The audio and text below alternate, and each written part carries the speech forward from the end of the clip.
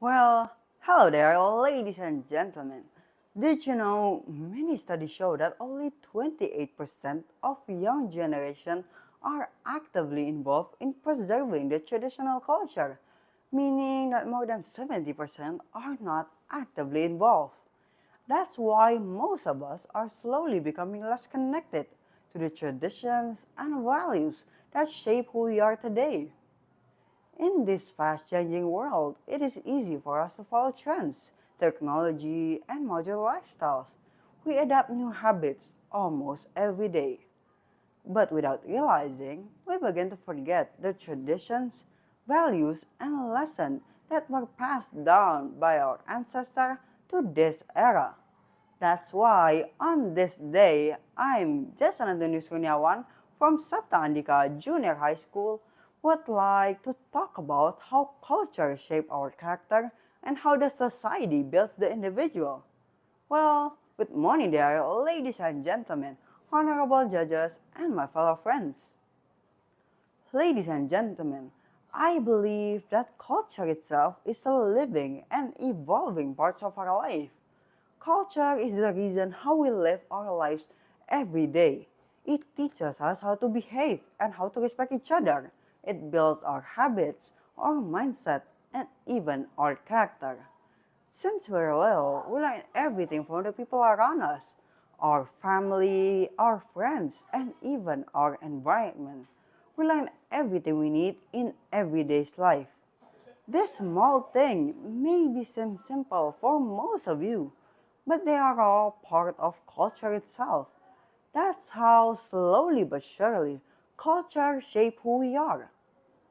Growing up in Indonesia is something that I'm grateful for, since Indonesia is one of many countries that rich in artistic and cultural diversity. In Indonesia, we have various ethnic groups, languages, and even religions. One of many islands that's rich in art and culture is the island of Bali.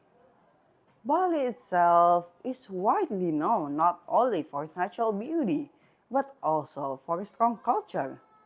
In Bali, culture is part of our daily life. People make offerings, join ceremonies, and perform traditional art.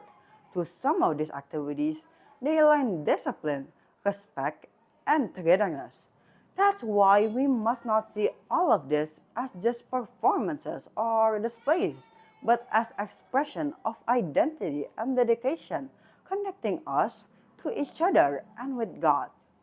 But on this modern era, we face a very big problem. Many young people are starting to lose interest in traditions and culture. They think it is something outdated or something old fashioned. Instead, they're more focused on modern trends or outside traditions. That's why the role of youth is very important in protecting and preserving the traditional culture. We are not just the next generation. We are the one that will decide the future for our culture. We are the one that have the power to keep them alive. Maybe some of you are wondering, what can we do to preserve our culture? There are actually so many ways for us to preserve and to keep them alive. Like teach culture to the young generation, respect cultural symbols and traditions, participate in cultural activities, and so on. To some of these ways, I hope it can help us stay connected to our culture. Well, ladies and gentlemen, culture itself is not just about the past.